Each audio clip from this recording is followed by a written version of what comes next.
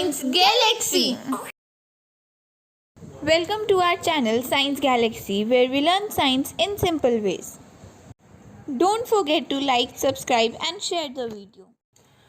In this chapter we are going to study the objects at rest, in the circular motion, in the fast motion, in the linear motion, difference between distance and displacement, speed and velocity, and about the acceleration. बच्चों आज शुरू करते हैं chapter 1 physics का motion, class 9th का chapter है, काफ़ी important chapter है। शुरू करते हैं मोशन चैप्टर। सबसे पहले मोशन क्या होता है? मोशन, एक ऑब्जेक्ट मोशन में कब कहलाता है? एक ऑब्जेक्ट तब मोशन में कहलाता है जब वो अपनी position with respect to time change करे। टाइम की रिस्पेक्ट में अगर वो अपनी पोजीशन को चेंज करता है तो वो ऑब्जेक्ट मोशन में कहलाता है। ऑब्जेक्ट मोशन में कब कहलाता है? When an object changes its position with respect to time. ठीक है, with respect to time position change करे। और लेकिन ये जो मोशन होता है और रेस्ट होता है जब वो अपनी पोजीशन चेंज ना करे। ठीक है, तो मोशन होता है जब वो पोजीशन चेंज कर दे ऑब्जेक्ट हिले, ऑब्जेक्ट एक जगह से दूसरी जगह मूव करे तो ऑब्जेक्ट मोशन में कहलाएगा। और अगर वो अपनी पोजीशन को चेंज नहीं करता है तो वो रेस्ट में कहलाता है। लेकिन इस बात में एक दिक्कत है, ऐसा भी हो सकता है कि एक ऑब्जेक्ट जो है ना, अभी एक ऑब्जेक्ट, जैसे अगर हम अपनी बात करें तो अगर हम अपनी सराउंडिंग्स को देखकर कहें तो हम किस में कहलाएंगे? तो भैया हम तो कहलाएंगे रेस्ट में। लेकिन अगर हम दूसरे प्लैनेट के रिस्पेक्ट में कहलाए जाए, दूसरे प्लैनेट के रिस्पेक्ट में अभी हम मोशन में हैं, या हम अगर ट्रेन में बैठे हैं, बाय चांस हम कहाँ पे बैठे हैं? हम एक ट्रेन में बैठे हैं। तो ट्रेन में जब हम बैठे हैं तो हम जो है, तो भाई जैसे हम ना ट्रेन में बैठे हैं तो बाकी पैसेंजर्स के हिसाब से तो हम रेस्ट में हैं। और अगर हम विंडो के बाहर देखें, विंडो के बाहर की ट्री को देखें तो उसके विद रिस्पेक्ट हम मोशन में हैं। तो भाई हम मोशन में हैं या रेस्ट में हैं वो कैसे पता चलता है? ये सारी रिलेटिव टर्म्स होते हैं। रिलेटिव मतलब एक दूसरे से रिलेटेड होती हैं। अगर हम एक रेफरेंस पॉइंट को डिस्क्राइब नहीं कर पा रहे हैं तो ये मोशन और ये जो रेस्ट है ये टर्म्स अधूरी हैं। ठीक है, ऐसा हो सकता है अभी हम किसी के रिस्पेक्ट में मोशन में हों और दूसरे ऑब्जेक्ट के हिसाब से हम रेस्ट में हों। तो मतलब जिस ऑब्जेक्ट के हिसाब से हम कह रहे हैं उस फिक्स्ड पॉइंट को हम रेफरेंस पॉइंट कहते हैं, जिसके हिसाब से हम कह रहे हैं कि ऑब्जेक्ट रेस्ट पर है या ऑब्जेक्ट मोशन पर है। ठीक है, तो रेफरेंस पॉइंट वो फिक्स पॉइंट है जिसके हिसाब से हम बताएंगे ऑब्जेक्ट रेस्ट पर है या रेस्ट पर नहीं है। तो मोशन क्या होता है? मोशन होता है अगर ऑब्जेक्ट जो है वो पोजीशन को चेंज करे रेफरेंस पॉइंट के रिस्पेक्ट में, तो हम उसे कहेंगे कि ऑब्जेक्ट भाई मोशन में है। ऑब्जेक्ट किस में है? मोशन में है। अब मोशन भी 3 टाइप के होते हैं। कितने टाइप के होते हैं मोशन? हो सकता है एक होता है भाई लीनियर मोशन, एक होता है सर्कुलर मोशन और एक होता है वाइब्रेटरी मोशन। लीनियर मोशन क्या होता है? लीनियर मोशन होता है अगर एक ऑब्जेक्ट स्ट्रेट लाइन पाथ पे मूव करे, जैसे कि ट्रेन मूव करती है ट्रैक के ऊपर, जो हमारी ट्रैक होती है अगर उसके ऊपर ट्रेन मूव करे तो कैसा मोशन कर रही है? वो लीनियर सीधा मोशन कर रही है ना। अगर वो एक स्ट्रेट लाइन में आगे जाना या पीछे आना तो ये हमारे क्या होते हैं? ये हमारे स्ट्रेट लाइन मोशन जो है उन्हें हम लीनियर मोशन कहते हैं। सर्कुलर मोशन क्या होते हैं? सर्कुलर मोशन क्या होता है? अगर एक फिक्स्ड पॉइंट है उसके आसपास वो सर्कुलर पाथ में अगर ऑब्जेक्ट घूम रहा है तो हम उसे क्या कहेंगे? हम उसमें सर्कुलर मोशन कहेंगे। अगर एक हमने फिक्स्ड पॉइंट ले लिया, उस फिक्स्ड पॉइंट के ऊपर और नीचे ऑब्जेक्ट जो है वो मूव करे जा रहा है, कभी ऊपर कभी नीचे, कभी ऊपर कभी नीचे, तो वो हमारा वाइब्रेटरी मोशन कहलाएगा। तो लीनियर मोशन क्या होता है? स्ट्रेट लाइन पाथ पे जब ऑब्जेक्ट या तो आगे पीछे जाए, ठीक है, हम उसे क्या कहते हैं? Linear motion. जैसे कि अगर ट्रेन मूव कर रही है, ट्रेन मूव कर रही है तो वो कौन सा मोशन है? ट्रेन मूव कर रही है तो वो लीनियर मोशन है।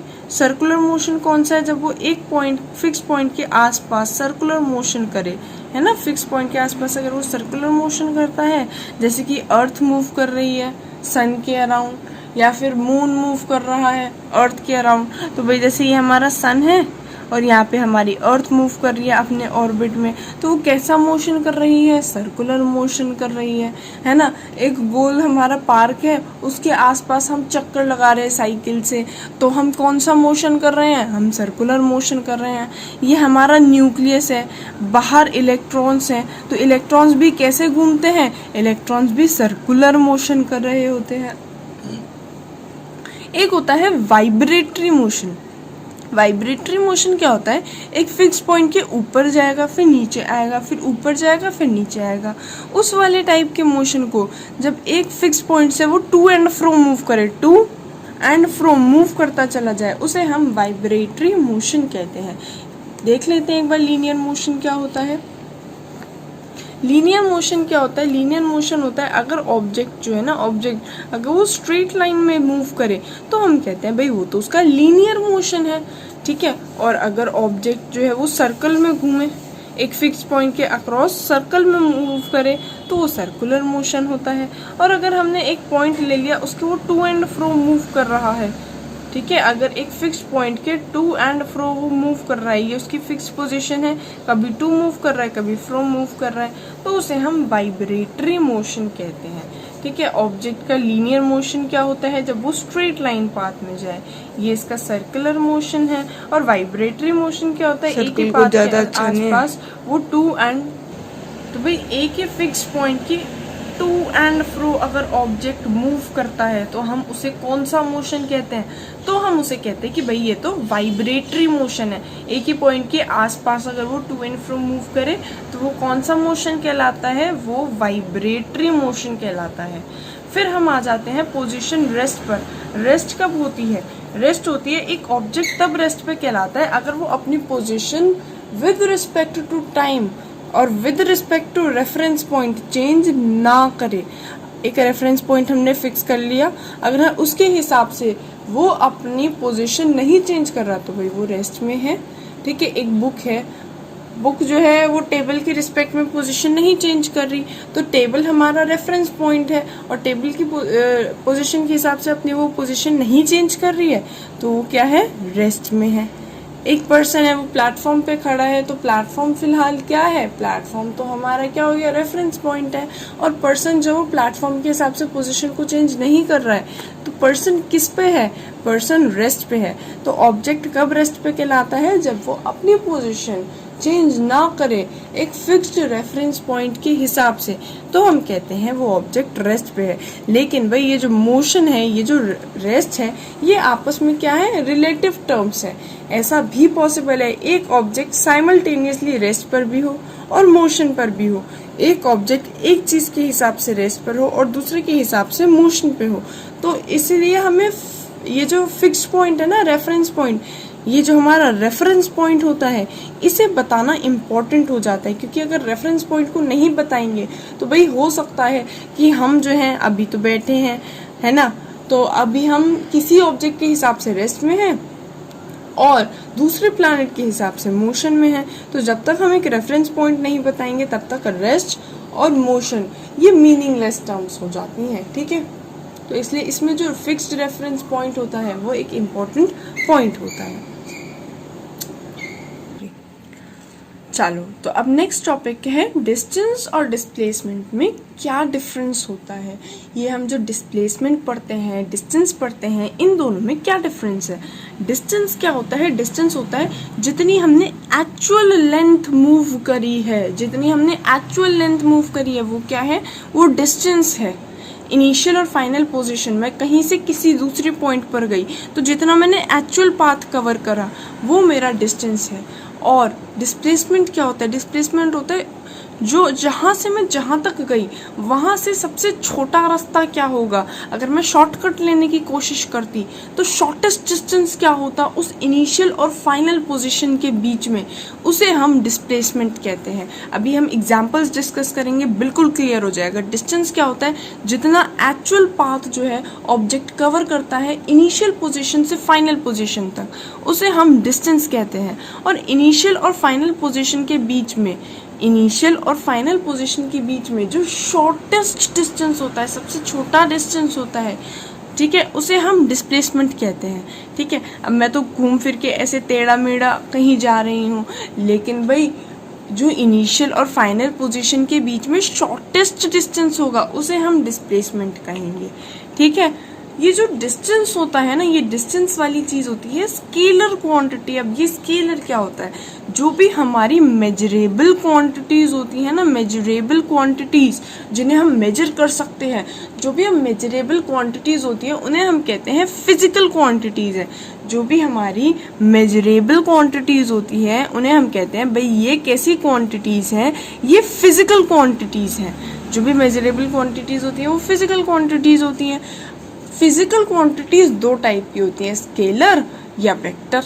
स्केलर क्या होता है? स्केलर में कोई डायरेक्शन एसोसिएटेड नहीं होती। जैसे मास की बात करें, मास है इसका 5 kg, तो इसमें कोई डायरेक्शन एसोसिएटेड नहीं है। जबकि अगर हम बात करें वेट की, वेट जो है वो ग्रेविटी की वजह से होता है, तो ग्रेविटी नीचे खींचती है, उसकी एक स्पेसिफिक डायरेक्शन हो गई। अगर उसकी एक स्पेसिफिक डायरेक्शन हो गई तो वो एक वेक्टर क्वांटिटी है। मैं 5 मीटर पर सेकेंड स्पीड से जा रही हूँ, ये एक क्या है? स्केलर क्वांटिटी है। मैं 5 metre per second north direction में जा रही हूँ, ये एक वेक्टर क्वांटिटी है। वेक्टर क्वांटिटी में क्या होता है? वैल्यू होती है जैसे 5, यूनिट होती है जैसे मीटर पर सेकेंड, और साथ ही साथ एक डायरेक्शन भी एसोसिएटेड होती है। कौन सी डायरेक्शन है? आगे पीछे कौन सी डायरेक्शन है? अगर कोई भी एक वेक्टर क्वांटिटी होती है ना, तो हम उसे नॉर्मली ऐड कर ही नहीं सकते। अभी हम क्वेश्चंस डिस्कस करेंगे तब थोड़ा सा हमें क्लियर हो जाएगा कि हम जो वेक्टर क्वांटिटीज़ हैं हम उन्हें नॉर्मली ऐड नहीं कर सकते। जो फिजिकल क्वांटिटीज़ है हम उन्हें नॉर्मली ऐड कर सकते हैं। जो हमारी स्केलर क्वांटिटीज़ होती है ना, उन्हें तो हम नॉर्मली ऐड कर सकते हैं। भाई जैसे एक छोटा सा एग्जाम्पल ले लेते हैं। एग्जाम्पल क्या है? हमारा एक 5 kg का वेट था, इसमें हमने 2 kg वेट और ऐड कर दिया। 5 kg पहले ही था, 2 kg और ऐड कर दिया, तो अब टोटल इसका मास क्या हो गया? टोटल मास हो गया 7 kg। इसमें मैं सोचना ही नहीं, बस ऐड कर देंगे। लेकिन यही होती वेट की बात, है ना? तो अगर जैसे हम कहें कि हमने फोर्स यहाँ पर लगाया 5 न्यूटन और यहाँ पर लगाया भाई फोर्स 2 न्यूटन। एक ऑब्जेक्ट था, 5 न्यूटन इस तरफ लगाया, 2 न्यूटन इस तरफ लगाया, तो टोटल फोर्स क्या हो जाएगा? टोटल फोर्स 5 - 2 मतलब 3 न्यूटन हो जाएगा। तो जो हमारा वेक्टर वाली क्वांटिटी होती है ना, वेक्टर वाली क्वांटिटी को हम नॉर्मली ऐड नहीं कर सकते, हमें सोचना पड़ेगा। जैसे अगर मैं मूव करती यहाँ पर 5 मीटर, ठीक है, फिर यहाँ से 2 मीटर मैं इधर मूव करती। इस केस में अगर मैं डिस्टेंस की बात करूं, डिस्टेंस अभी हमने कहा स्केलर क्वांटिटी होता है, कुछ सोचने की जरूरत नहीं है मैं किस साइड मूव कर रही हूँ, डिस्टेंस हो जाएगा 5 + 2 7। लेकिन भाई डिस्प्लेसमेंट क्या है? डिस्प्लेसमेंट तो शॉर्टेस्ट डिस्टेंस है, शॉर्टेस्ट डिस्टेंस है। तो इन दोनों के बीच में शॉर्टेस्ट डिस्टेंस कौन सा बैठेगा? मैं ऐसे मूव करूं, मैं क्यों ऐसे जाकर ऐसे आ रही हूँ? शॉर्टेस्ट डिस्टेंस होता है डिस्प्लेसमेंट। और डिस्प्लेसमेंट कितना है? डिस्प्लेसमेंट है भाई 3 मीटर्स। ऐसे ही मैं अगर 3 मीटर ऐसे मूव कर रही हूँ, 4 मीटर भाई मैं ऐसे मूव कर रही हूँ, तो मैंने कितना डिस्टेंस मूव कर लिया? भाई मैंने कितना डिस्टेंस मूव करा? 3 मूव करा, फिर 4 मूव करा, 7 मीटर मूव कर लिया। लेकिन डिस्प्लेसमेंट क्या है? इसके और इसके बीच का शॉर्टेस्ट पाथ। शॉर्टेस्ट पाथ कितना होगा भाई इन दोनों के बीच में? इन दोनों के बीच में शॉर्टेस्ट पाथ होगा 5 मीटर का। तो डिस्प्लेसमेंट कितना है? डिस्प्लेसमेंट है हमारा 5 मीटर। पाइथागोरस लगाइए, 3 का स्क्वायर + 4 का स्क्वायर = AC का स्क्वायर। तो 9 + 16 25, AC क्या हो जाएगा? 25 का रूट मतलब 5। ठीक है, तो कभी हम नॉर्मली, अब अगर मैं कहूँ एक ऑब्जेक्ट पहले 5 मीटर ऐसे गया, फिर 3 मीटर ऐसे गया, तो इस केस में डिस्टेंस कितना होगा? इस केस में डिस्टेंस भाई होगा 8 मीटर। और इस केस में डिस्प्लेसमेंट कितना होगा? भाई इस केस में तो डिस्प्लेसमेंट भी, इस केस में डिस्प्लेसमेंट भी भाई इन दोनों के बीच में शॉर्टेस्ट डिस्टेंस कितना है? 8 मीटर का ही है। तो इस केस में डिस्प्लेसमेंट भी 8 मीटर हो जाएगा। तो डिस्टेंस के लिए तो हमें सोचना ही नहीं पड़ रहा, बस जो भी वैल्यूज हैं उन्हें ऐड करते चले जाओ। लेकिन अगर हम डिस्प्लेसमेंट की बात करें तो डिस्प्लेसमेंट क्या होता है, शॉर्टेस्ट डिस्टेंस होता है।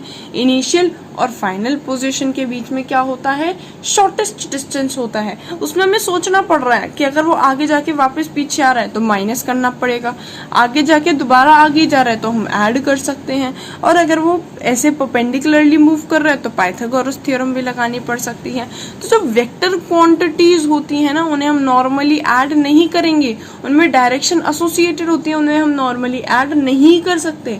जबकि जो स्केलर क्वांटिटीज है उन्हें नॉर्मली हम ऐड बिल्कुल कर सकते हैं। जैसे डिस्टेंस था, स्केलर क्वांटिटी था, तो हर केस में हम किसी भी डायरेक्शन में मूव करें, हमेशा हमारा जो डिस्टेंस है वो ऐड ही होता चला जाएगा। हमने जितना एक्चुअल पाथ कवर करा है वो डिस्टेंस होगा। अभी हम जब न्यूमेरिकल्स करेंगे तब डिस्टेंस और डिस्प्लेसमेंट में बिल्कुल क्लियर डिफरेंस हो जाएगा। अभी हम पढ़ लेते हैं क्या डिफरेंस है। डिस्टेंस क्या होता है, डिस्टेंस वही होता है कि उसने एक्चुअल पाथ जो कवर करा इनिशियल और फाइनल पोजीशन के बीच में, उसे हम डिस्टेंस कहते हैं। जबकि डिस्प्लेसमेंट क्या होता है, डिस्प्लेसमेंट होता है शॉर्टेस्ट डिस्टेंस इनिशियल और फाइनल पोजीशन के बीच में। डिस्टेंस एक स्केलर क्वांटिटी है। डिस्टेंस क्या है भाई, डिस्टेंस तो एक स्केलर क्वांटिटी है, इसमें डायरेक्शन नहीं होती, आगे मूव करो पीछे मूव करो सेम ही डिस्टेंस होता है। अगर मैं 5 मीटर आगे जा रही हूँ फिर 5 मीटर वापस आ रही हूँ तो मैंने कितना डिस्टेंस मूव करा, मैंने 10 मीटर डिस्टेंस मूव करा। डायरेक्शन पर डिपेंड ही नहीं करता, बस ऐड करते चले जाना है। जबकि जो डिस्प्लेसमेंट है वो एक वेक्टर क्वांटिटी है। डिस्टेंस हमेशा ही पॉजिटिव होगा। डिस्टेंस क्या होगा, हमेशा पॉजिटिव होगा। एक छोटा सा एग्जांपल इसका भी ले लेते हैं। डिस्टेंस हमेशा क्या होगा, डिस्टेंस हमेशा पॉजिटिव होगा। जैसे कि मैं यहाँ से शुरू कर रही थी, यहाँ से मैंने क्या करा, 10 मीटर आगे गई और इसके बाद 20 मीटर मैं पीछे चली गई। इस केस में डिस्टेंस तो 10 + 20 कितना एक्चुअल पाथ कवर करा, डिस्टेंस हमारा है 10 + 20 30 मीटर। जबकि डिस्प्लेसमेंट कितना है, 10 मीटर आगे गई फिर 20 मीटर पीछे चली गई। भैया डिस्प्लेसमेंट -10 हो गया। डिस्प्लेसमेंट नेगेटिव भी हो सकता है, बिल्कुल हो सकता है। अगर वो ऑपोजिट डायरेक्शन में चला जाए तो डिस्प्लेसमेंट जो है नेगेटिव हो जाएगा। जो वेक्टर क्वांटिटीज है ना भाई, वो नेगेटिव भी हो सकती हैं, ठीक है। अगर वो सेम डायरेक्शन में है पॉजिटिव, अगर वो उल्टी डायरेक्शन में तो भाई नेगेटिव भी हो सकता है, ठीक है। तो हमारा जो डिस्प्लेसमेंट वाली चीज है वो नेगेटिव भी बिल्कुल हो सकती है। तो डिस्टेंस हमेशा पॉजिटिव रहेगा, जबकि डिस्प्लेसमेंट जो है वो पॉजिटिव भी हो सकता है और नेगेटिव भी हो सकता है। डिस्टेंस अगर हम कवर कर रहे हैं रास्ता तो कभी भी डिस्टेंस 0 नहीं होगा। अगर मैं मूव कर रही हूँ कभी भी मेरा डिस्टेंस कवर्ड 0 नहीं होगा। लेकिन भाई अब मैं गोल घूमकर वहीं वापस आ गई, मेरा इनिशियल और फाइनल पोजीशन सेम है, उस केस में डिस्प्लेसमेंट 0 हो जाएगा। मैं कहीं गोल घूमकर वापस आ गई तो भाई शॉर्टेस्ट डिस्टेंस क्या है, वापस तो आई गई, तो मेरा इनिशियल और फाइनल पोजीशन तो वही है। मैं यहाँ पर कहीं खड़ी थी, मैं ऐसे गोल घूमकर वापस ही इस पॉइंट पर आ गई, तो इस केस में क्या होगा, इस केस में भाई डिस्प्लेसमेंट, तो भाई अगर हमने यहाँ से शुरू करा और यहीं पर आकर खत्म हो गए तो हमारी इनिशियल फाइनल पोजीशन तो यही है। इसका मतलब क्या है, शॉर्टेस्ट डिस्टेंस क्या है, अगर हम यहीं खड़े रहते चलते ही ना, शॉर्टेस्ट डिस्टेंस क्या होता, 0 हो जाता। तो इसका डिस्प्लेसमेंट 0 हो जाएगा। अगर हम घूम फिर कर वहीं आ जाते हैं तो हमारा डिस्प्लेसमेंट 0 हो जाता है, कितना भी हम मूव कर ले। मतलब अगर हम कहीं जा रहे हैं वापस घर पर आ गए, हमारा डिस्प्लेसमेंट 0 है, जबकि डिस्टेंस तो हमने कवर करा ही है, ठीक है। तो हमारा हर रोज डिस्प्लेसमेंट क्या हो जाता है, हम हर रोज स्कूल जाते हैं फिर वापस आते हैं, तो डिस्प्लेसमेंट क्या 0 हो गया, डिस्प्लेसमेंट कुछ नहीं बचा। जबकि डिस्टेंस क्या होता है, डिस्टेंस हमारा हमने एक्चुअल रास्ता कितना कवर करा वो होता है डिस्टेंस। कि भाई 1 किलोमीटर दूर स्कूल था, वहां तक गए फिर वापस भी आए, तो कितना डिस्टेंस कवर करा, 2 किलोमीटर डिस्टेंस कवर करा। जबकि डिस्प्लेसमेंट कितना हुआ, डिस्प्लेसमेंट तो 0 हो गया, डिस्प्लेसमेंट हुआ ही नहीं। डिस्प्लेसमेंट हमारा कितना हो गया, 0 हो गया। तो भाई डिस्टेंस 0 नहीं हो सकता। अगर हम रास्ता चले हैं तो डिस्टेंस कभी भी 0 नहीं होगा। जबकि डिस्प्लेसमेंट 0 हो सकता है, ऐसी कोई बात नहीं है। अगर हम वापस इनिशियल फाइनल पोजीशन सेम हो जाए तो शॉर्टेस्ट डिस्टेंस 0 है तो ये 0 भी हो सकता है। डिस्टेंस जो है वो हमेशा या तो डिस्प्लेसमेंट से बड़ा होगा या डिस्प्लेसमेंट के इक्वल हो जाएगा। इक्वल कब होगा भाई? इक्वल कौन से केस में होगा? इक्वल पता है कौन से केस में होगा? इक्वल उस केस में होगा जब ऑब्जेक्ट जो है, जैसे 5 मीटर इधर मूव करा, फिर 3 मीटर इधर मूव करा, अगर वो एक ही डायरेक्शन में मूव कर रहे हैं तो डिस्टेंस और डिस्प्लेसमेंट दोनों सेम हो जाएंगे, है ना। इस केस में हमारा डिस्टेंस भी 8 था, डिस्प्लेसमेंट भी 8 था। तो डिस्टेंस और डिस्प्लेसमेंट इक्वल कब होंगे? इक्वल तब होंगे जब वो सेम ही डायरेक्शन में मूव करे। अगर वो दूसरी डायरेक्शन में मूव करे तो क्या होगा? तो हमेशा हमारा डिस्टेंस जो है वो बड़ा होगा। डिस्प्लेसमेंट तो है ही शॉर्टेस्ट डिस्टेंस, तो डिस्प्लेसमेंट छोटा होगा, डिस्टेंस बड़ा होगा। अगर वो क्या कर रहा है? सेम डायरेक्शन में मूव कर रहा है तो डिस्टेंस डिस्प्लेसमेंट सेम होगा। ठीक है, ये जो डिस्टेंस है वो क्या होता है? वो या तो डिस्प्लेसमेंट से बड़ा होगा या डिस्प्लेसमेंट के इक्वल होगा। जबकि डिस्प्लेसमेंट जो है वो या तो भाई इक्वल कब होगा? वही वाला केस जब सेम डायरेक्शन में चल रहे थे, या फिर छोटा होगा। छोटा कौन सा होगा? नॉर्मली अगर वो डायरेक्शन चेंज कर रहा है तो हमारा डिस्प्लेसमेंट छोटा होगा और डिस्टेंस बड़ा होगा। इक्वल कब होंगे? ये इक्वल भाई तब होंगे जब वो सेम ही डायरेक्शन में चलता चला जाए। पहले 3 मीटर आगे गया, फिर 5 मीटर आगे गया, एक ही लाइन पर वो स्ट्रेट लाइन में आगे चला गया 5 मीटर, तो डिस्टेंस भी 5 मीटर और डिस्प्लेसमेंट भी 5 मीटर। ये डिस्टेंस हो या डिस्प्लेसमेंट हो, इसमें सिमिलैरिटी क्या है? दोनों की ही यूनिट क्या होती है? दोनों की ही यूनिट हमारी मीटर होती है। दोनों की ही यूनिट क्या होती है? दोनों की ही यूनिट मीटर होती है। और इसको मेजर करने के लिए भाई हमारे स्कूटीज के आगे एक छोटा सा डिवाइस होता है, मीटर लगा होता है। वो ये बताता है कि स्कूटी ने अब तक कितना डिस्टेंस मूव करा, डिस्प्लेसमेंट नहीं। डिस्प्लेसमेंट तो भाई वापस घूम कर आ जाओ तो भाई डिस्प्लेसमेंट हमारी 0 हो जाएगी। डिस्टेंस कितना हमने, जो स्कूटी है उसने कितना डिस्टेंस कवर करा वो शो करता है। तो ये जो हमारा ओडोमीटर है, इस डिवाइस को हम क्या कहते हैं? ओडोमीटर कहते हैं। ओडोमीटर क्या करता है? ओडोमीटर डिस्टेंस कवर मेजर करता है कि ऑब्जेक्ट ने भाई कितना डिस्टेंस जो है वो कवर करा है। तो चलो, to understand difference between distance and displacement better, हमने जो अभी डिस्टेंस और डिस्प्लेसमेंट में डिफरेंस करा ना, उसको और अच्छे से अंडरस्टैंड करने के लिए ना अब हम कुछ क्वेश्चंस कर लेते हैं। डिस्टेंस और डिस्प्लेसमेंट पर बेस्ड हैं, इम्पोर्टेंट क्वेश्चंस हैं, सारे CBSE और उसमें आए हुए हैं, एग्जाम्स में आए हुए हैं। ठीक है, तो फर्स्ट क्वेश्चन है, farmer moves along a boundary of a square field of side 10 metre in 40 seconds. भाई एक फार्मर है जो क्या कर रहा है? स्क्वायर फील्ड है, जो 10 मीटर की एक स्क्वायर फील्ड है ना, उसके 10 मीटर को 40 सेकंड में कवर कर लेता है। 40 सेकंड में वो 10 मीटर मूव कर जाता है। और ये जो 10 मीटर है वो किसके इक्वल होता है? ये जो 10 मीटर है ये इक्वल होता है किसके? ये 10 मीटर उस स्क्वायर फील्ड की एक साइड के इक्वल है। हमें डिस्प्लेसमेंट निकालना है। Find displacement after 2 minutes 20 seconds. 2 minute 20 second के बाद कितनी डिस्प्लेसमेंट होगी, कितना डिस्टेंस कवर होगा, हमें दोनों कैलकुलेट करने हैं। ठीक है, हम कैसे कैलकुलेट करेंगे? पहले तो ये जो दे रखा है ना 2 मिनट 20 सेकेंड, इसे निकाल लेंगे कि ये कितना टाइम है। ठीक है, तो हमारा क्वेश्चन क्या है? एक स्क्वायर फील्ड है जिसकी साइड है 10 मीटर, ये हमारी स्क्वायर फील्ड है, इसकी साइड है 10 मीटर। ठीक है, 10 मीटर है और हमें पता है क्या निकालना है? हमें निकालना है कि अगर 40 सेकेंड में वो यहाँ से यहाँ पहुँच जाता है तो 2 मीटर 20 सेकेंड के बाद डिस्टेंस क्या होगा, डिस्प्लेसमेंट क्या होगा, वो हमें निकालना है। तो देखो, सबसे पहले तो हमें टाइम कितना दे रखा है? 2 मिनट 20 सेकेंड दे रखा है। टाइम कितना दे रखा है? 2 मिनट 20 सेकेंड। 2 मिनट 20 सेकेंड क्या होगा? 2 × 60 सेकेंड्स में कर लेंगे हम। टोटल हमारे टाइम कितना निकल जाएगा? टाइम हमारा निकल जाएगा 140 सेकेंड्स। भाई डिस्टेंस 40 सेकेंड में कितना कवर कर रहा है? 10 मीटर। 40 सेकेंड में कितना डिस्टेंस कवर करा? 10 मीटर। 1 सेकेंड में कितना डिस्टेंस कवर करेगा? 10/40 मतलब 1/4 मीटर। यूनिटरी लगाने में कोई दिक्कत तो नहीं है भाई। अगर वो 40 सेकंड में कितना डिस्टेंस मूव कर रहा है? 10 मीटर मूव कर रहा है। 1 सेकंड में कितना मूव करेगा? 10/40 1/4 मीटर मूव करेगा। ठीक है, लेकिन हमारा टाइम कितना आ गया, टाइम तो हमारा 140 सेकेंड्स आ गया। ठीक है, अगर हमारा टाइम 140 सेकेंड्स आ गया तो वो कितना डिस्टेंस मूव करेगा, वो 1 सेकेंड में 1/4 मीटर मूव करता है।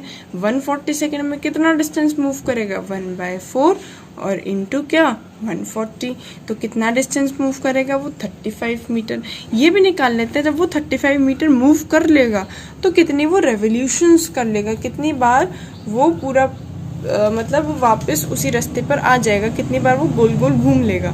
ठीक है, तो या फिर स्क्वायर फील्ड के अक्रॉस चला जाएगा। तो नंबर निकालने के लिए कि वो कितनी बार गया है, हम कैसे निकालेंगे, हम निकालेंगे कि भाई एक जगह, एक ये तो हमारा 10 मीटर का है, टोटल डिस्टेंस वो कितना जा रहा है, 35 मीटर का जा रहा है। हम मान लेते हैं यहाँ से शुरू हुआ था। ठीक है भाई, यहाँ से शुरू हुआ 10, फिर 20, फिर 30 और 35, मतलब वो कहीं यहाँ तक आया होगा। अगर वो ए से शुरू हुआ ना तो वो ई तक आया होगा, 35 मीटर तक आया है ना। और हमें क्या निकालना है, हमें निकालना है डिस्प्लेसमेंट कितना हुआ उसका। तो हम ऐसे सोच सकते हैं कि डिस्प्लेसमेंट कितना हुआ भाई, ए से लेकर ई तक तो 5 मीटर का डिस्टेंस है। वो ऐसे घूमकर क्यों आया, वो डायरेक्ट ऐसे करके ऐसे जाता, तो कितना डिस्प्लेसमेंट होता, डिस्प्लेसमेंट होता 5 मीटर का। ठीक है, तो हमने निकाल लिया वो 3.5 बार, 1 2 3 और 3.5। ठीक है, 3.5 बार वो गया है। 3.5 बार देखो, 3 बार तो क्या हो जाएगा, 3 बार का तो हटा दो। ठीक है, अब ये जो आधा रास्ता बचा है ना, आधा रास्ता, इस आधे रास्ते की हेल्प से हम निकालेंगे। पहले तो हमने देख लिया कितनी बार वो 3.5 बार गया है। अब कहाँ तक पहुँच गया, ई तक वो पहुँच गया। अगर वो ई तक पहुँच गया तो ए से ई के बीच में डिस्प्लेसमेंट कितनी हुई, ए से ई के बीच में डिस्प्लेसमेंट हुई भाई हमारी 5 मीटर्स।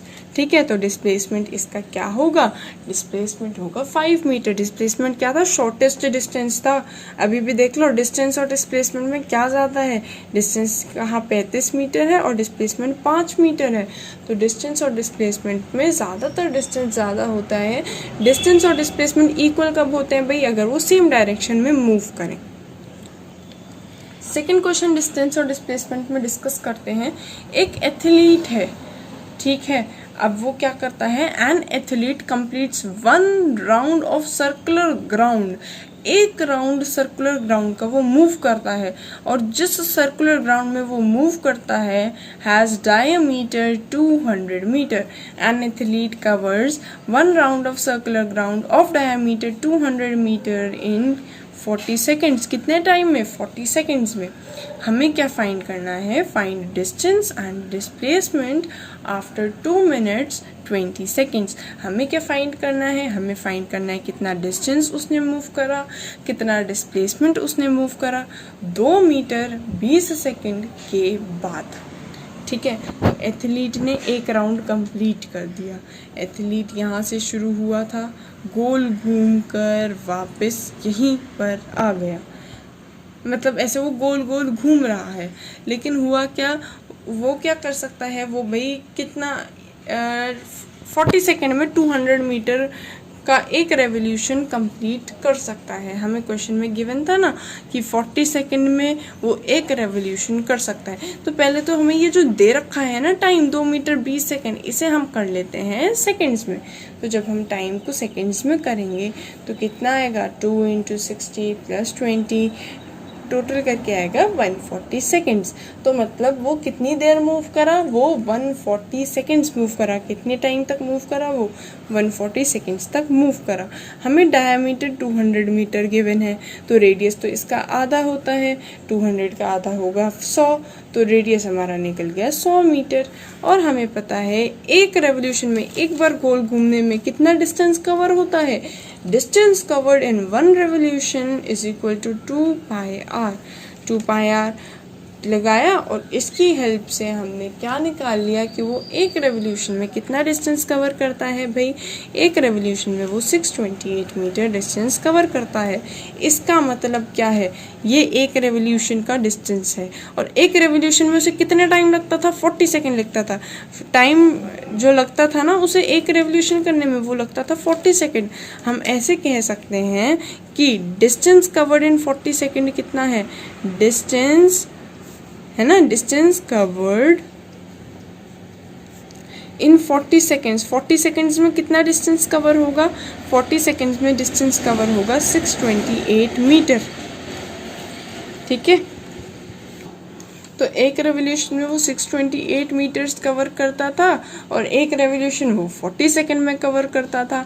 इसका मतलब वो 40 सेकेंड्स में कितना डिस्टेंस चलता है? 628 मीटर चलता है। ठीक है भाई, डिस्टेंस 40 सेकेंड में वो कितना कवर करता है? 628 कवर करता है। एक सेकेंड में वो कितना डिस्टेंस मूव करेगा? 628 अपॉन 40 मूव करेगा। इसको सॉल्व करके वैल्यू आ जाएगी। तो 140 सेकेंड में कितना डिस्टेंस कवर करेगा? इंटू 140 कर देंगे। हमने एक सेकेंड में तो निकाल ही लिया कितना डिस्टेंस कवर हो रहा है। 140 सेकेंड में कितना होगा? इंटू 140 होगा। अगर ये यूनिटरी नहीं समझ में आ रही कि भाई 40 सेकेंड में वो 628 मूव कर रहा था, एक सेकेंड में वो 628/40 मूव करने लगा, है ना, तो 140 में इंटू 140 कर दिया। ये यूनिटरी वैसे समझ में आनी चाहिए, लेकिन फिर भी अगर नहीं आ रही तो हम एक काम कर सकते हैं, हम निकाल सकते हैं भाई स्पीड। ऑल्टरनेटली हम क्या कर सकते हैं? स्पीड निकाल लो। स्पीड क्या होता है भाई? डिस्टेंस अपॉन टाइम होता है। डिस्टेंस कितना है? 628 मीटर है। टाइम कितना है? 40 सेकेंड्स है। ठीक है, इसको सॉल्व करके आएगा 15.7। फिर हमें सेकंड केस में टाइम कितना दे रखा है? टाइम दे रखा है 140 सेकेंड्स। इस बार हमें क्या निकालना है? डिस्टेंस निकालना है।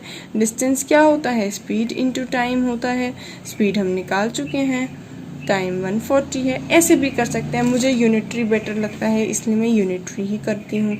आपको अगर फॉर्मूला अप्लाई करना अच्छा लगता है तो फॉर्मूला अप्लाई कीजिए। तो भाई वो कितना डिस्टेंस मूव करा? 2198 मीटर डिस्टेंस मूव करा। अभी तो निकाला हमने, कितना डिस्टेंस मूव करा? 2198। और एक रेवोल्यूशन में कितना डिस्टेंस कवर कर रहा था? 628। अगर हमें नंबर ऑफ रेवोल्यूशन निकालना है तो नंबर ऑफ रेवोल्यूशन क्या होगा? जितना उसने टोटल डिस्टेंस मूव करा अपॉन एक रेवोल्यूशन में कितना डिस्टेंस कवर होता है, इन दोनों को डिवाइड करेंगे, हमारा आएगा 3 तो भाई नंबर ऑफ रेवोल्यूशन हमने निकाली 3.5। 3.5 रेवोल्यूशन का क्या मतलब होता है? एक बार वो कंप्लीट घूमा, दूसरी बार कंप्लीट घूमा, तीसरी बार कंप्लीट घूमा। 3 रेवोल्यूशन तो यहाँ तक हो गई, 1, 2 और 3। अब यहाँ से उसने आधी रेवोल्यूशन और करी है, आधी रेवोल्यूशन उसने और करी है इसके बाद, है ना। 3.5 रेवोल्यूशन इसने पूरे करे। तो जैसे यहाँ से शुरू हुआ 1 revolution, 2nd revolution, 3 revolution, 3 revolution तो दोबारा ये यहीं आ गया। इसके बाद 3.5 रेवोल्यूशन का मतलब है इसके बाद आधा रेवोल्यूशन और इसने करा है। आधा रेवोल्यूशन करके ये यहाँ से यहाँ तक पहुँच गया होगा। चल चिड़िया ले दे के आधी रेवोल्यूशन उसने और करी। आधी रेवोल्यूशन में कितना डिस्टेंस कवर हुआ? आधी रेवोल्यूशन में, ये वाली आधी रेवोल्यूशन में डिस्प्लेसमेंट कितना हुआ? यहाँ से लेकर यहाँ तक का डिस्प्लेसमेंट हुआ 2πr होता है ना वैसे तो, लेकिन इसमें पूरा 2πr नहीं, उसका आधा। यहाँ से तो यहाँ तक ही गया है, मतलब πr। तो इसका मतलब उसकी डिस्प्लेसमेंट कितनी हुई? डिस्प्लेसमेंट हुई πr। पाई की वैल्यू रखेंगे, r की वैल्यू रखेंगे और वैल्यू निकाल लेंगे। ठीक है, तो वैल्यू हमने निकाल ली, पोस्ट कर ली।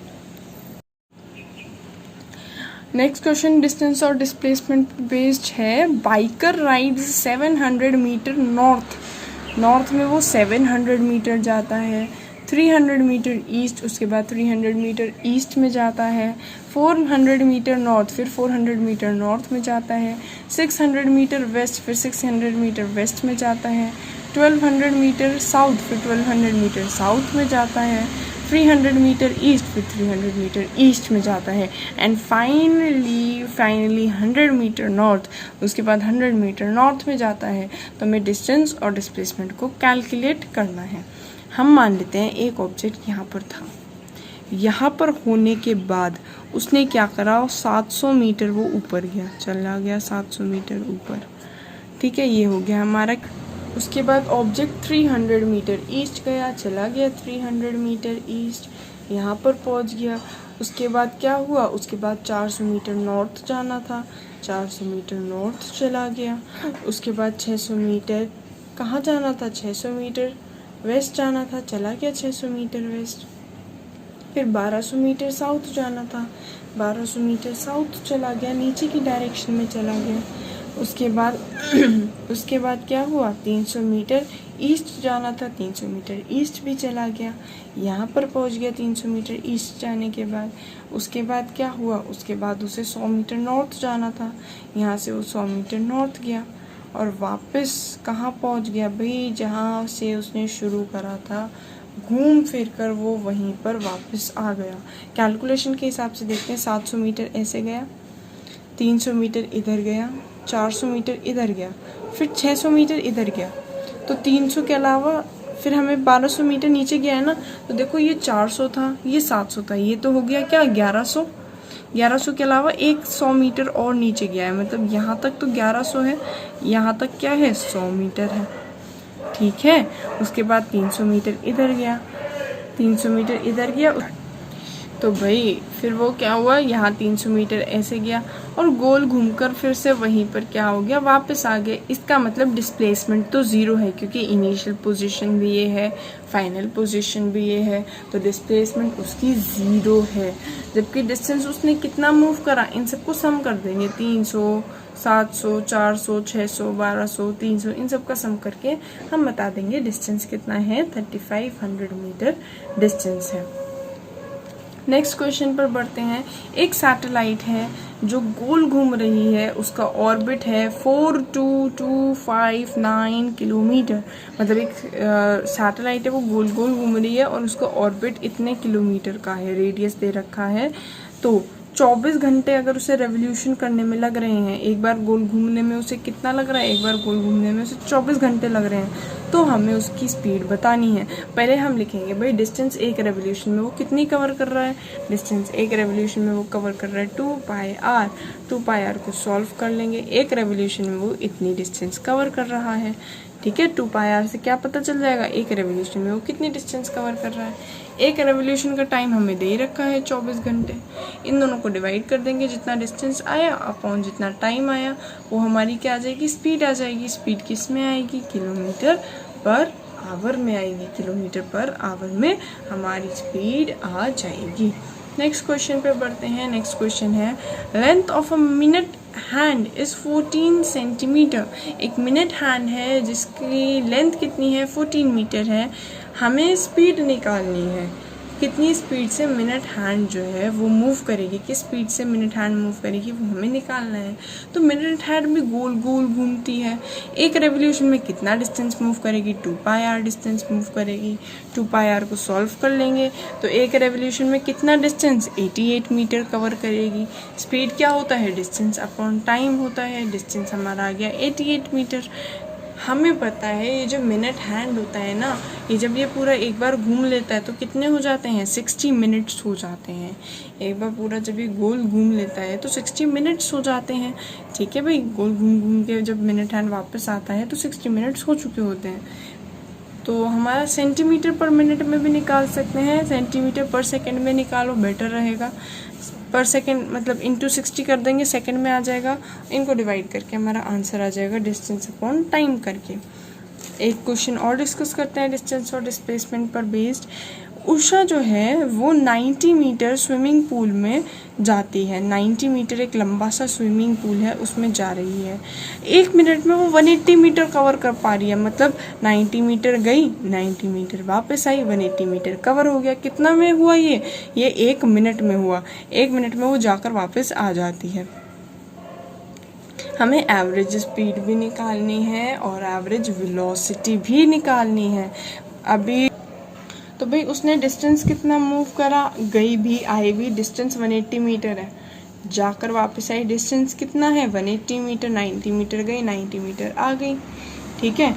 और टाइम कितना लगा इसमें, उसे टाइम लगा 60 सेकेंड। डिस्टेंस है 180 मीटर, टाइम है 60 सेकेंड्स, ठीक है। दे रखा है क्वेश्चन में 60 सेकेंड्स लगते हैं उसे जाने और आने में। एवरेज स्पीड क्या हो जाएगी, distance upon time, 180 upon 60, 3 metre per second हो जाएगी एवरेज स्पीड। एवरेज वेलोसिटी होती है डिस्प्लेसमेंट अपॉन टाइम। भाई एवरेज वेलोसिटी क्या होता है, डिस्प्लेसमेंट अपॉन टाइम होता है। वो गया 90 मीटर, आया 90 मीटर, वापस वहीं तो आ गई उषा। तो इसका मतलब क्या है, इसका मतलब डिस्प्लेसमेंट ज़ीरो है। और अगर डिस्प्लेसमेंट ज़ीरो होता है तो average velocity displacement upon time होता है। डिस्प्लेसमेंट ज़ीरो है, टाइम 60 है, तो हमारा क्या आ जाएगा, एवरेज वेलोसिटी ज़ीरो आ जाएगा क्योंकि डिस्प्लेसमेंट ज़ीरो है। जबकि एवरेज स्पीड कितनी आ जाएगी, 3 आ जाएगी क्योंकि डिस्टेंस उसने 180 मीटर्स कवर करा है। एक और क्वेश्चन डिस्टेंस और डिस्प्लेसमेंट पर बेस्ड करते हैं। राम जो है मूव्स 3 किलोमीटर ईस्ट। राम जो है वो शुरू करता है 3 किलोमीटर ईस्ट जाता है, फिर 2 किलोमीटर नॉर्थ जाता है, फिर 3.5 किलोमीटर ईस्ट जाता है। हमें पूरे रास्ते में वो जितना डिस्टेंस चला और डिस्प्लेसमेंट चला वो हमें कैलकुलेट करना है, ठीक है। तो राम यहाँ पर खड़ा था, पहले ए पोजीशन पर खड़ा था। राम ने क्या करा, 3 मीटर यहाँ गया ईस्ट, फिर 2 किलोमीटर नॉर्थ गया, मूव कर गया नॉर्थ। उसके बाद क्या हुआ, 3 किलोमीटर ईस्ट, फिर 2 किलोमीटर नॉर्थ, फिर कहाँ मूव करा भाई, फिर मूव करा 3.5 किलोमीटर ईस्ट। फाइनली वो ले देकर सी पर आ गया, ठीक है। तो डिस्टेंस कितना मूव करा होगा, 3 + 2 + 3.5, तीनों को प्लस कर देंगे 8.5। डिस्टेंस वो मूव करा होगा 8.5 किलोमीटर्स। जबकि डिस्प्लेसमेंट कितनी हुई होगी, डिस्प्लेसमेंट हुई होगी भाई, ये दिख रहा है, पहुंचा कहाँ से, ए से सी पर पहुंच गया ना, तो शॉर्टेस्ट डिस्टेंस कितना होगा, शॉर्टेस्ट डिस्टेंस ये ए सी वाला पार्ट होगा। ये ए सी हमें कैलकुलेट करना पड़ेगा, ठीक है। अब ये कैलकुलेट कैसे करेंगे, ए सी वाला पार्ट कैसे कैलकुलेट करें, हम क्या करते हैं, हम ना इसको आगे एक्सटेंड करते हैं, इसको आगे एक्सटेंड करते हैं। ये 3.5 था तो भाई ये भी 3.5 होगा, ये 2 था तो ये भी 2 होगा, ये 3.5, ये 2। अब ये इस वाले ट्रायंगल में, ये वाला जो ट्रायंगल हमें दिख रहा है, इसमें हम एक छोटी सी पाइथागोरस थ्योरम लगा देंगे क्योंकि ये एंगल तो 90 डिग्री है, ठीक है। जब हम लगाएंगे तो इसका स्क्वायर, हाइपोटेन्यूज का स्क्वायर क्या होता है, इसका स्क्वायर प्लस इसका स्क्वायर। ये क्या है भाई, ये तो 3 + 3.5 पूरा 6.5 है। 6.5 का स्क्वायर प्लस 2 का स्क्वायर, और इससे हम कैलकुलेट कर लेंगे कि भाई वो कितना डिस्प्लेसमेंट मूव करा, उसकी कितनी डिस्प्लेसमेंट हुई, हम इजीली कैलकुलेट कर लेंगे, ठीक है। हम नया टॉपिक करते हैं। अब हम सीखेंगे difference between speed and velocity. Speed और वेलोसिटी में क्या डिफरेंस होता है, हम ये सीखने वाले हैं। स्पीड क्या होता है, स्पीड होता है जितना उसने डिस्टेंस कवर करा अपॉन टाइम। स्पीड एक स्केलर क्वांटिटी है, बस डिस्टेंस अपॉन टाइम स्पीड होती है। वेलोसिटी क्या होती है, distance upon time in a particular direction, एक पर्टिकुलर डायरेक्शन में जो डिस्टेंस अपॉन टाइम होता है उसे वेलोसिटी कहते हैं। या हम कह सकते हैं वेलोसिटी होता है डिस्प्लेसमेंट अपॉन टाइम। स्पीड होता है डिस्टेंस अपॉन टाइम, वेलोसिटी होता है displacement upon time. Average speed क्या होगा, total distance upon total time. Average velocity क्या होगा, displacement upon time. Speed S से स्केलर। स्पीड एक स्केलर क्वांटिटी होती है। स्केलर क्वांटिटी का क्या मतलब होता है, स्केलर क्वांटिटी का मतलब होता है इसकी सिर्फ मैग्नीट्यूड होती है, कोई डायरेक्शन नहीं होती। मतलब हम 2 मीटर पर सेकेंड स्पीड से चल रहे थे, ये एक स्केलर क्वांटिटी है, ये उसकी स्पीड है। वेलोसिटी एक वेक्टर क्वांटिटी है, हम 2 मीटर पर सेकंड से चल रहे थे नॉर्थ की डायरेक्शन में, ये वेलोसिटी है। वेलोसिटी क्या होती है, विद डायरेक्शन होती है। स्पीड हमेशा पॉजिटिव होगी भाई, स्पीड हमेशा पॉजिटिव होगी। वेलोसिटी पॉजिटिव, नेगेटिव, जीरो कुछ भी हो सकती है। ऐसा हो सकता है हम 10 मीटर पर सेकंड से आगे गए, फिर 20 मीटर पर सेकंड से वापस पीछे चले गए, तो नेगेटिव डायरेक्शन में होगी तो नेगेटिव वेलोसिटी हो जाएगी। लेकिन स्पीड तो डायरेक्शन पे डिपेंड करती ही नहीं, इसलिए स्पीड हमेशा पॉजिटिव होगी। स्पीड अगर हम चल रहे हैं तो कभी ज़ीरो भी नहीं होगी, लेकिन वेलोसिटी ज़ीरो हो सकती है। वेलोसिटी कब ज़ीरो होगी, गोल घूमकर वापस वहीं आ जाओ, डिस्प्लेसमेंट ज़ीरो हो जाएगा।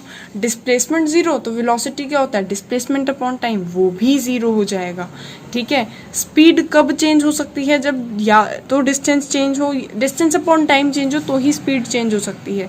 जबकि वेलोसिटी कब चेंज होती है, जब distance per unit time change हो, साथ ही साथ डायरेक्शन भी चेंज हो, तब हमारी वेलोसिटी चेंज हो जाती है। इस स्पीड या वेलोसिटी की SI unit metre per second होती है। क्यों? क्योंकि ये डिस्टेंस अपॉन टाइम है, डिस्टेंस मीटर में होता है, टाइम सेकेंड में होता है, इसकी यूनिट मीटर पर सेकेंड में हो जाएगी।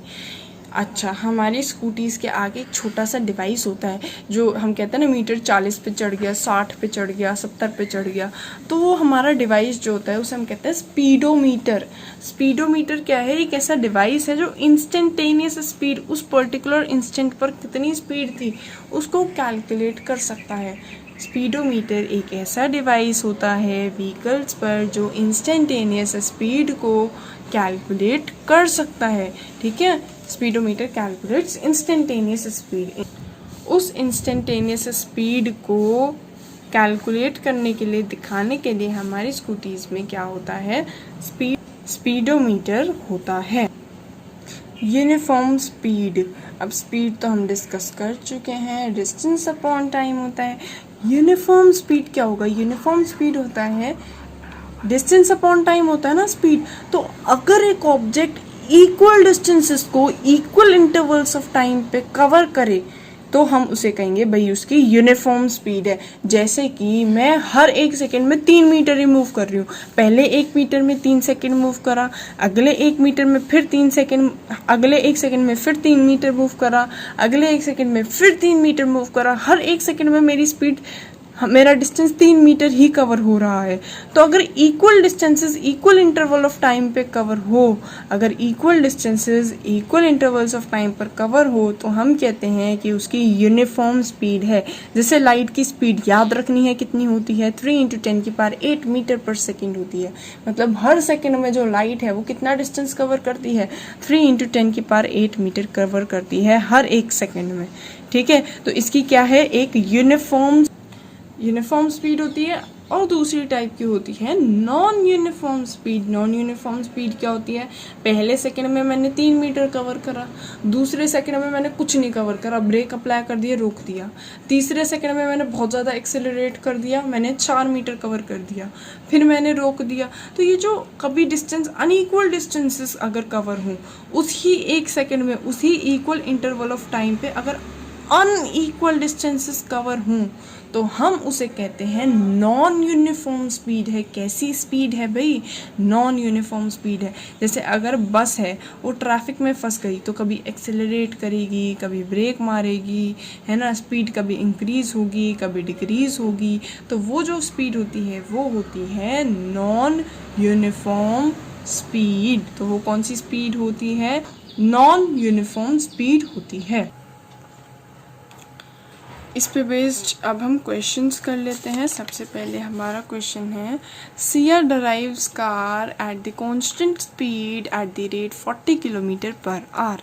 स्पीड कितनी है सिया की? 40 किलोमीटर पर आवर है 1 घंटे के लिए। ठीक है, 1 घंटे के लिए वो 40 किलोमीटर पर आवर की स्पीड से चलती है। फिर एक और घंटे वो चलती है, then at 60 kilometre per hour for 1 more hour. 1 घंटे और वो कितनी स्पीड से चलती है? 60 किलोमीटर पर आवर से चलती है। हमें एवरेज स्पीड निकालनी है। एवरेज स्पीड याद रखना क्या होता है? एवरेज स्पीड होता है total distance upon total time. Average speed क्या होता है? एवरेज स्पीड होता है total distance upon total time. तो भाई एवरेज स्पीड कैसे निकालेंगे? Total distance upon total time. तो पहले फर्स्ट केस का डिस्टेंस निकाल लेते हैं। फर्स्ट केस में स्पीड कितनी थी? 40 किलोमीटर पर आवर थी।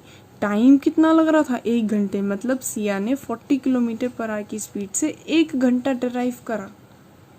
वैसे तो हम ऐसे भी सोच सकते हैं, इसका मतलब वो 40 किलोमीटर चली गई।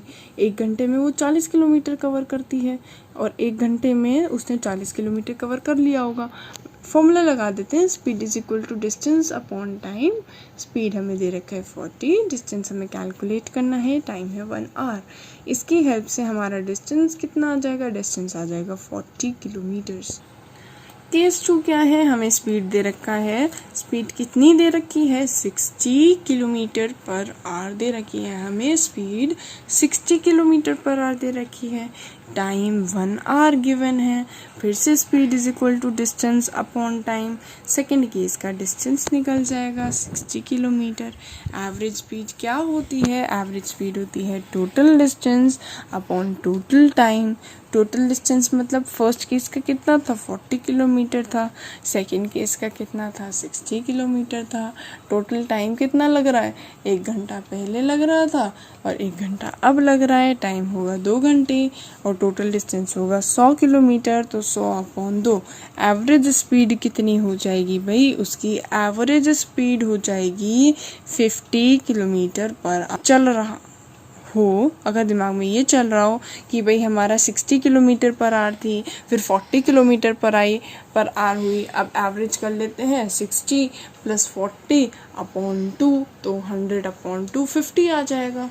इस केस में ये आंसर वैलिड है क्योंकि टाइम सेम है, टाइम दोनों 1-1 घंटा चले हैं। ऐसे क्वेश्चन मत करना, ठीक है? इससे हमारे दूसरे टाइप के क्वेश्चन जो हैं उनमें फ़र्क आ सकता है। अगर इसमें 2 घंटे होता और इसमें 3 घंटे होता तो आंसर में डेफिनेटली फ़र्क आ जाता। फिलहाल एवरेज स्पीड इन दोनों को प्लस करके अपॉन 2 करके आ पा रही है क्योंकि हमारी जो वो है ना टाइम जो है वो सेम दे रखा है 1 आवर। तो हम बेटर है ऐसे ही कैलकुलेट करें, पहले टोटल डिस्टेंस कैलकुलेट करें, दोनों केसेस का डिस्टेंस को प्लस कर दें और टोटल टाइम कैलकुलेट करें, दोनों को डिवाइड करें, उससे हम एवरेज स्पीड को कैलकुलेट कर लें। नेक्स्ट क्वेश्चन पे बढ़ते हैं। इस बार रिया है। Riya drive 10 kilometre per hour for 2 hours and 15 kilometre per hour for 3 hours. Find total distance and the average speed. अब देखो, अगर अब हम ऐसे सोचते कि पहले 10 से जा रही थी, फिर 15 से जा रही थी, 10 + 15 25, 25 अपॉन 2 कर देते हैं, तो ये आंसर यहाँ पर गलत हो जाएगा क्योंकि हमारे टाइम जो है वो डिफरेंट है। इसके लिए 2 घंटे है, इसके लिए 3 घंटे है, तो इसमें हमें वैसे ही सॉल्व करना पड़ेगा। स्पीड है 10 किलोमीटर पर आवर, टाइम है 2 hours, स्पीड होता है डिस्टेंस अपॉन टाइम। डिस्टेंस हमें कैलकुलेट करना है, टाइम हमें 2 hours गिवन है, स्पीड हमें 10 किलोमीटर। तो भाई हमारा डिस्टेंस कितना हो जाएगा? डिस्टेंस हो जाएगा 20 किलोमीटर फर्स्ट केस का। ऐसे ही सेकेंड केस में स्पीड गिवन है 15 kilometre per our, time given है 3 hours और इसका डिस्टेंस कैसे निकलेगा? स्पीड होता है distance upon time, distance calculate हो जाएगा। दोनों डिस्टेंसेस हमने कैलकुलेट कर लिए। टोटल डिस्टेंस क्या होगा? इन दोनों को सम कर दो। टोटल टाइम क्या होगा? पहले 2 घंटे लग रहे थे, फिर 3 घंटे लग रहे थे, 2 + 3 कितना होता है? 5। टोटल टाइम होगा 5 घंटे। तो हमारी एवरेज स्पीड क्या आएगी? Total distance upon total time मतलब आएगी 13। और हमें वैसे कितना मिल रहा था? 12 पॉइंट समथिंग मिल रहा था, है ना, जो हमने प्लस करके अपॉन 2 कर दिया था। मतलब हमेशा वैलिड नहीं है, बल्कि मैं तो कहती हूँ किसी पॉइंट पे वैलिड मत समझो उसे, ऐसे ही कैलकुलेट करना है। टोटल डिस्टेंस निकालो, टोटल टाइम निकालो, टोटल डिस्टेंस को टोटल टाइम से डिवाइड कर दो। नेक्स्ट क्वेश्चन पे बढ़ते हैं। एक ट्रेन है हमारी, ट्रेन न्यू दिल्ली से जाती है, 9 बजे निकल गई, ठीक है, 9 बजे न्यू दिल्ली से निकली, ठीक है। Train leaves new Delhi station at 9 AM and reach Jaipur. कहाँ पहुँची? जयपुर पहुँच गई। Which is 260 kilometre away from Delhi, जो 260 किलोमीटर अवे है दिल्ली से। कितने टाइम पर पहुंच गई भाई? वो 12:45 पर जयपुर पर पहुंच गई थी। उसके बाद क्या हुआ? उसके बाद उससे पहले ही वो अलवार पहुंची थी। अलवार सिर्फ 150 किलोमीटर दूर था, 150 किलोमीटर दूर था। और टाइम कितने टाइम पर पहुंची? वो 11:30 बजे पहुंची। 11:30 पहुंचने के बाद 15 मिनट वहीं रुक गई and stayed there for 15 minutes. Rest करती है वो 15 मिनट, वहीं 15 मिनट रुक जाती है ट्रेन। हमें क्या निकालना है? एवरेज स्पीड निकालनी है अलवार और दिल्ली के बीच में, और बताना है रेफरेंस पॉइंट क्या होगा। हमें पता है रेफरेंस पॉइंट क्या होगा। रेफरेंस पॉइंट न्यू दिल्ली होगा। न्यू दिल्ली से शुरू हुआ था, तो न्यू दिल्ली से अब हम डिस्टेंसेस को कैलकुलेट करेंगे। तो न्यू दिल्ली हमारा क्या है? न्यू दिल्ली हमारा रेफरेंस पॉइंट है। इनिशियली ट्रेन न्यू दिल्ली पर थी, इनिशियली रेफरेंस पॉइंट क्या था हमारा? न्यू दिल्ली था। अब देखो क्या हुआ, अलवार और जयपुर के बीच में डिस्टेंस क्या है? ये हमारी न्यू दिल्ली है। न्यू दिल्ली और अलवार में डिस्टेंस दे रखा है 150 किलोमीटर। न्यू दिल्ली और जयपुर में डिस्टेंस दे रखा है 260 किलोमीटर। तो भाई अलवार और जयपुर में कितना डिस्टेंस होगा? अलवार और जयपुर में होगा 110 किलोमीटर्स। अब क्या हुआ, वो 11:30 बजे यहाँ पर अलवार जो जगह दे रखी है ना, यहाँ पर वो कितने बजे पहुँच गई थी? 11:30 बजे पहुँच गई थी, लेकिन 15 मिनट यहीं रुकी रही। 15 मिनट मतलब यहाँ से निकली कब? ठीक है, यहाँ से उसने जाना कब शुरू करा? 11:45 पर शुरू करा। 15 मिनट जब यहीं रुक गई तो 11:45 से उसने जाना शुरू करा और पहुंची कितने बजे? 12:45 पे पहुंच गई। मतलब टाइम कितना लगा? 1 घंटे का लगा। 1 घंटे का मतलब क्या होता है? चलो 1 घंटा ही रह देते हैं। टाइम क्या लगा? 1 घंटा लगा। एवरेज स्पीड क्या होगा? Distance upon time. डिस्टेंस क्या है? 1100। टाइम कितना है? 1। तो हमारी स्पीड आ जाएगी 110 किलोमीटर पर आवर। अब हमें क्वेश्चन नेक्स्ट करना है। इसमें एक ट्रेन है जो 100 मीटर लंबी है और train 100 metre long crosses a bridge. वो क्या कर रही है? एक ब्रिज को क्रॉस करने की कोशिश कर रही है। और ब्रिज कितना है? ब्रिज है 800 मीटर लंबा। 800 मीटर लंबे ब्रिज को कवर करने की कोशिश कर रही है एक ट्रेन। और find the time taken to reach the bridge. अब ब्रिज को कवर करने के लिए कितना टाइम लगेगा? अगर स्पीड कितनी है? स्पीड है 36 किलोमीटर पर आवर। देखो ये चीज़ मीटर में गिवन है, ये किलोमीटर पर आवर में गिवन है। हम क्या करेंगे भाई? हम क्या करेंगे? हम कर देंगे 5/18 से मल्टीप्लाई। अगर हमें किलोमीटर पर आवर गिवन होता है, उससे मीटर पर सेकंड यूनिट बनानी होती है, हम 5/18 से मल्टीप्लाई कर देते हैं। तो हमारी स्पीड कितनी आएगी? 36 × 5/18 मतलब 10 मीटर पर सेकेंड। तो हमारी स्पीड आ गई 10 मीटर पर सेकेंड। उसे डिस्टेंस कितना मूव करना पड़ेगा भाई? डिस्टेंस 800 मीटर तो लंबा ब्रिज ही था और 100 मीटर वो खुद लंबी है। तो उसे कितना डिस्टेंस, अगर उसे प्रॉपरली ब्रिज को क्रॉस करना है, तो उसे कितना डिस्टेंस चलना पड़ेगा? 800 तो ब्रिज को क्रॉस करने के लिए और 100 खुद को क्रॉस करने के लिए, मतलब उसे डिस्टेंस 900 मीटर ट्रैवल करना पड़ेगा। 900 मीटर उसे डिस्टेंस ट्रैवल करना पड़ेगा। स्पीड दे रखी है 10 मीटर पर सेकेंड। तो स्पीड होता है डिस्टेंस अपॉन टाइम। स्पीड की जगह रखेंगे 10, डिस्टेंस की जगह रखेंगे 900, टाइम हमें कैलकुलेट करना है। टाइम हो जाएगा हमारा 90 सेकेंड्स। तो 90 सेकेंड्स लगेंगे ट्रेन को ब्रिज को क्रॉस करने के लिए। अब हम डिस्कस करते हैं। हमने स्पीड डिस्कस करा, हमने वेलोसिटी डिस्कस करी। वेलोसिटी क्या होती है? डिस्प्लेसमेंट अपॉन टाइम, है ना। अब ये डिस्प्लेसमेंट, ये जो वेलोसिटी है, ये कितनी स्पीड से, कितने रेट से चेंज हो रही है, उसे एक्सेलरेशन कहते हैं। एक्सेलरेशन क्या होता है? Rate of change of velocity. Velocity अगर चेंज हो रही हो, non uniform speed, non uniform velocity जो थी ना, अगर नॉन यूनिफॉर्म वेलोसिटी हो तो जितनी तेजी से, जितने रेट से वेलोसिटी चेंज हो रही थी, उसे हम एक्सेलरेशन कहते हैं। ठीक है, जैसे हर 1 सेकंड में मेरी स्पीड बढ़ रही है 3 मीटर पर सेकंड, सेम नहीं रह रही। हर 1 सेकंड में 3 मीटर पर सेकंड मेरी स्पीड बढ़ रही है। पहले 3 मीटर पर सेकंड थी, फिर 6 मीटर पर सेकंड हुई, फिर 9 मीटर पर सेकंड, 12 मीटर पर सेकंड, 15 मीटर पर सेकंड। हर 1 सेकंड में मेरी स्पीड 3 मीटर पर सेकंड बढ़ रही है। तो ये जो हमारी चीज़ होती है, इसे हम कहते हैं एक्सीलरेशन। एक्सीलरेशन क्या होता है? एक्सीलरेशन होता है change in velocity per unit time. Rate of change of velocity is called acceleration. कितना चेंज हुआ वेलोसिटी में? Final velocity minus initial velocity upon time कर दो, वो हमारा एक्सेलरेशन निकल जाता है। हम मान लेते हैं फाइनल वेलोसिटी v थी, इनिशियली में कितनी वेलोसिटी से चल रही थी? u वेलोसिटी से चल रही थी। तो a क्या हो जाएगा? v minus u upon t। Acceleration की यूनिट होती है मीटर पर सेकंड स्क्वायर। एक्सेलरेशन की क्या यूनिट होती है? मीटर पर सेकंड स्क्वायर होती है। अगर एक्सेलरेशन 0 हो तो यूनिफॉर्म वेलोसिटी होती है। ठीक है, वो तो बात है ही। अगर हम 3 मीटर पर सेकंड से ही चलते चले जाएं तो एक्सेलरेशन क्या हो जाएगी भाई? पहले भी 3 मीटर पर सेकंड, अब भी 3 मीटर पर सेकंड। कितना चेंज आया? कोई चेंज नहीं आया। तो 0 मीटर पर सेकंड स्क्वायर होगी एक्सेलरेशन। ठीक है। एक्सेलरेशन भी दो टाइप की होती है, uniform acceleration, non uniform acceleration. Uniform acceleration क्या होता है? यूनिफॉर्म एक्सेलरेशन होता है कि हर सेकंड मेरी 3 मीटर पर सेकंड स्पीड बढ़े, वो यूनिफॉर्म एक्सेलरेशन है। कभी मेरी 3 मीटर पर सेकंड बढ़ रही है, फिर दूसरे सेकंड में मेरी 5 मीटर पर सेकंड बढ़ी, फिर मैंने ब्रेक अप्लाई कर दिए, 0 हो गई, ठीक है। तो ये हम क्या कहते हैं? नॉन यूनिफॉर्म एक्सेलरेशन है। एक होती है यूनिफॉर्म एक्सेलरेशन की स्पीड बढ़ तो रही है लेकिन यूनिफॉर्मली बढ़ रही है, पहले 3 हुई, फिर 6 हुई, फिर 9 हुई, ये यूनिफॉर्म है।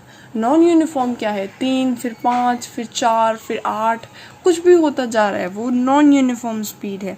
जैसे अगर हम बहुत ज़्यादा ट्रैफिक में फंस गए तो कभी हम एक्सेलरेशन ज़्यादा करेंगे, कभी हम एक्सेलरेशन कम करेंगे, तो वो हमारा होता है नॉन यूनिफॉर्म एक्सेलरेशन। और यूनिफॉर्म एक्सेलरेशन क्या होता है कि हमारी वेलोसिटी जो है वो इंक्रीज डिक्रीज कर रही है इक्वल इंटरवल्स ऑफ टाइम पे। भाई एक्सेलरेशन पॉजिटिव होती है तो इसका मतलब उसकी वेलोसिटी इंक्रीज कर रही है। अगर एक्सेलरेशन नेगेटिव होती है इसका मतलब उसकी वेलोसिटी डिक्रीज कर रही है।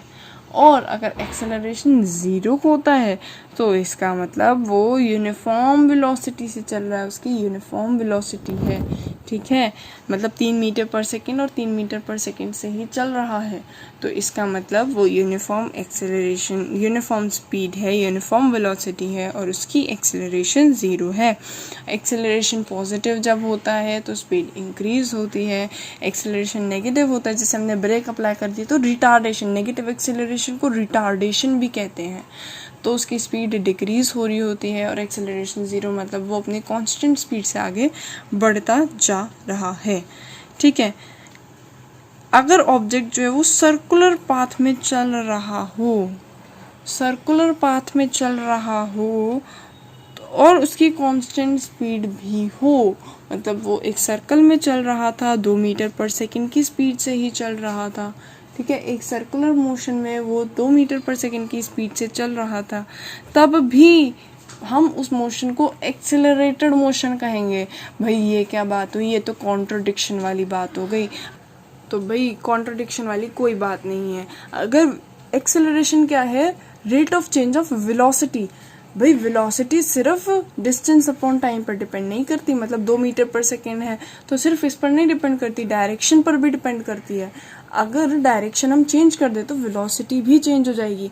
जब वो सर्कल में मूव कर रही थी तो वो हर पॉइंट पर उसकी डायरेक्शन चेंज हो रही थी, और अगर उसकी डायरेक्शन चेंज होगी तो क्या होगा भाई? अगर उसकी डायरेक्शन चेंज होगी तो क्या होगा? उसकी वेलोसिटी भी चेंज होगी, और वेलोसिटी चेंज होगी तो एक्सेलरेशन भी होगी ही होगी, ठीक है। अच्छा, अगर एक्सेलरेशन उसी डायरेक्शन में है, जैसे अर्थ नीचे खींचती है ऑब्जेक्ट को और ऑब्जेक्ट नीचे ही आ रहा हो, तो हम कहेंगे एक्सेलरेशन पॉजिटिव है। और अगर एक्सेलरेशन मतलब ग्रेविटी तो नीचे खींचती है लेकिन हम ऑब्जेक्ट को ऊपर उछाल रहे हैं, उस टाइम पर एक्सेलरेशन नेगेटिव है। एक्सेलरेशन 0 भी हो सकती है जब उसकी क्या हो? जब उसकी यूनिफॉर्म वेलोसिटी हो। अगर वो सर्कल में मूव कर रहा है, ये रहा हमारा छोटा सा सर्कल, तो चाहे वो हर जगह 2 मीटर पर सेकंड से चल रहा था, लेकिन भाई हुआ क्या? इस पॉइंट पर डायरेक्शन ये थी, टेंजेंट से ही तो पता चलती है डायरेक्शन सर्कल में, और इस पॉइंट पे डायरेक्शन ये थी। हर पॉइंट पर डायरेक्शन चेंज हो रही है और वेलोसिटी वेक्टर क्वांटिटी है। अगर डायरेक्शन चेंज होती है तो वेलोसिटी भी चेंज होती है, और अगर वेलोसिटी चेंज होगी तो एक्सेलरेशन होगी। तो ऐसा बिल्कुल पॉसिबल है कि कोई ऑब्जेक्ट यूनिफॉर्म स्पीड से चल रहा हो तब भी एक्सेलरेट कर रहा हो, तब उसकी क्या चेंज होगी? वेलोसिटी चेंज होगी। और वेलोसिटी कैसे चेंज होगी अगर यूनिफॉर्म स्पीड है? मतलब उसकी डायरेक्शन जो है, उसकी डायरेक्शन चेंज हो रही होगी। Thanks for watching the video. I hope you like it. Don't forget to like, share, comment and subscribe.